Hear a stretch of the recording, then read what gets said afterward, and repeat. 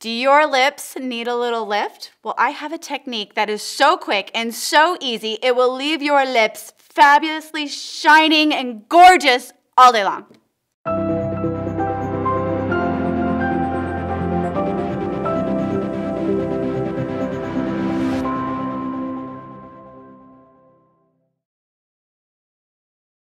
Before we get started with this technique, you need to prep the lips.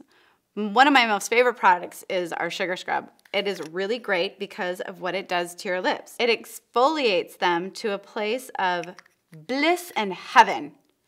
So I just put it on here and a little bit on my finger. You could just dip your finger right into it. I just don't like to contaminate my product all the time. So you just get a little bit on your lip, on your finger, and then rub.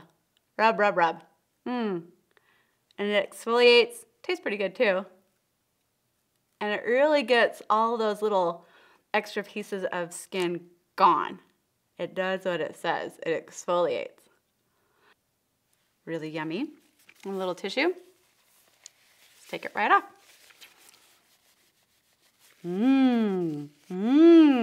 Oh yeah. Not only tastes good, it feels so good too. Yummy. Make sure I get all those little granules off. Beautiful. And now I'm ready for the next one, which is our invisible liner. I love our invisible liner for the wearability that it makes your lipstick and gloss and everything else. So I'm going to show you how to put this on.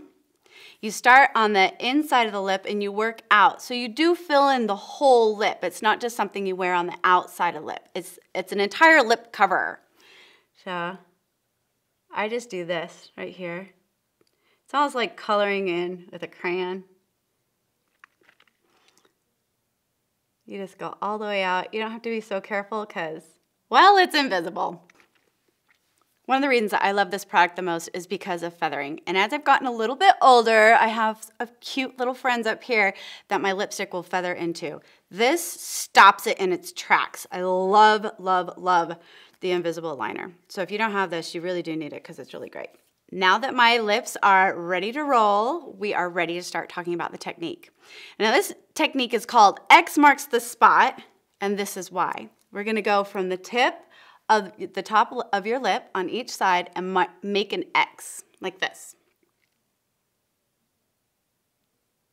Really quick, really easy. And now I have a big X on my lip. So, what do we do now? Well, we draw a little line down here to match it.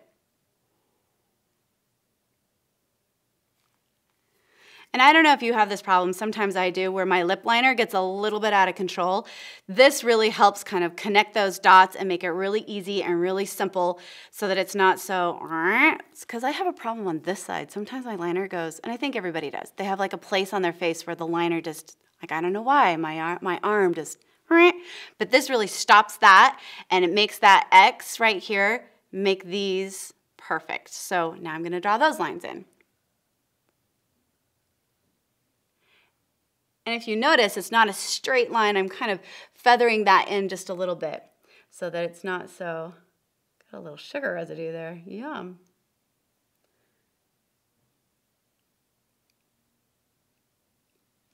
So now you can see I've done this part, I've done the bottom, and now I'm ready to go on this side.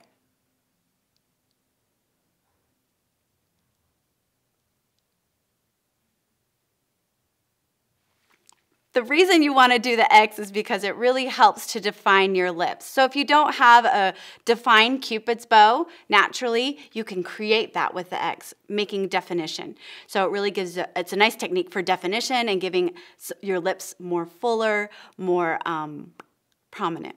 So I like to rub it together just a little bit, and that's really about all I'm going to do. Now I'm going to do the lipstick using my lip brush. I am going to get this quite saturated. I like to load up this brush quite a bit because what helps is I follow the line that I've created with the X. So here's this line right here.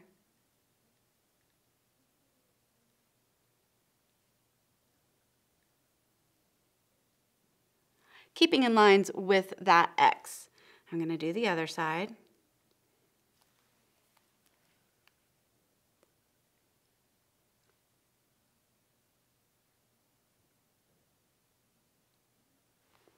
Ta-da!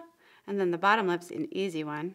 I really do like the lip brush though because it gives you more control than your lipstick. You know, you have your lipstick shape and that's kind of what you've got to deal with. But with your lip brush, you can manipulate with your hand. And if you choke up on it like this, you'll be able to have a lot more control than if you're back here. So, you know, I like to go about right there. Gives me pretty good control.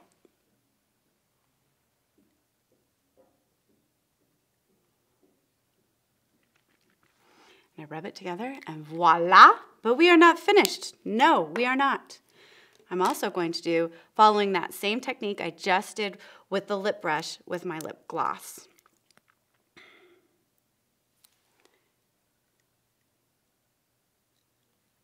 Again, really making that Cupid's bow defined.